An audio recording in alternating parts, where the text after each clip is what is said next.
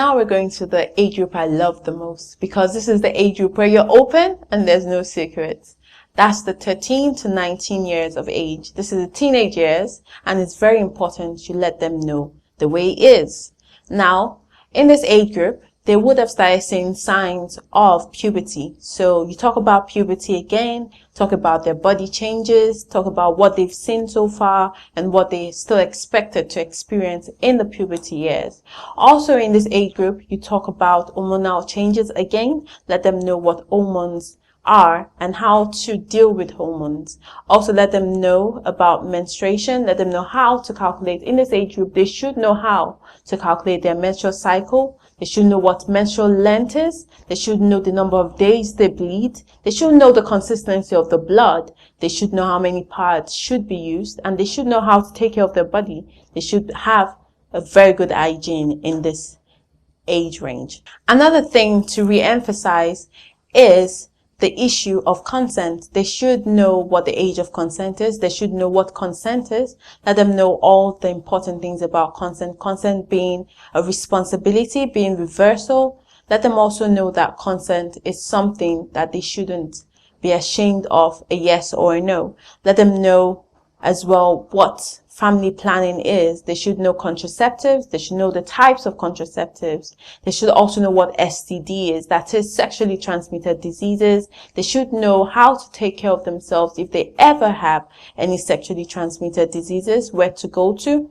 Also in this age range, you should also talk to them about toxic relationships. Let them know your past experience with the subject of toxic relationship. At least this gives them a reason to connect with you. This also allows them to express themselves. If they are in any of these conditions, they would be able to talk to you freely. Another thing to emphasize is abstinence. Let them know what abstinence is and why it's important to abstain. Another thing to take into note is your cultural and religious values as regards abstinence. Let them understand the key to abstaining, and whenever they do decide to have sex, let them know that it should be their choice, not due to pressure from anywhere, not because of love or a show of love, not because of the usual things they might hear of. Let them know it's their decision to take. And when they decide to take this decision, ensure that they have all the information about contraceptives and how and where to get them from. In this age group, be personal with them. Be open-minded and do not shy away from their questions. Be that parent who gives them the first-hand information in this age group. I would not end this series without talking to the parents as well. I want to talk about how to understand your child and what you need to do to understand your child. You might have 1, 2, 3, 4 kids. It doesn't really matter the number. But I want you to remember that every child is different and every child is unique.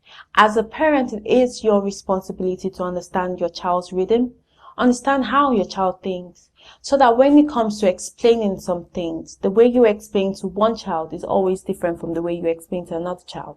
So it is important to understand your child's rhythm and the thought process each child has. Another thing is to be open. There's nothing like an open parent. If that child makes mistakes, it will be important that your openness is an avenue for them to talk about their problems, talk about their fears, talk about things they are not so comfortable with. It's always good to be that parent that the child can come to, rather than the child having advice from outside. You are the best source of advice. So be open to your child. Another thing you should also do is share your stories with your child. There's nothing, and I always would say that there's nothing like a parent who is open enough to share their mistakes, open enough to share some lessons they've learned in life. This gives the child a better decision-making skill, because they can look back at some of the mistakes you've made, they can look back at some of the lessons you've learned, and it helps them to choose the path they want to go. Finally, I would say, as a parent, make sure that you do what your child loves as much as you do what you love. Don't always be caught up in yourself. Find out what your child loves and do it. This gives that child that freedom to also express his or herself. I hope that with this series you've learned 1 or 2 things, and I hope it helps you find that moment to talk to your child about sex, about their body. Also talk to them about molestation and let them know that you are that parent who always cares for them, who always wants the best for them. And whenever they make any choice, they can always come back to you. Thank you.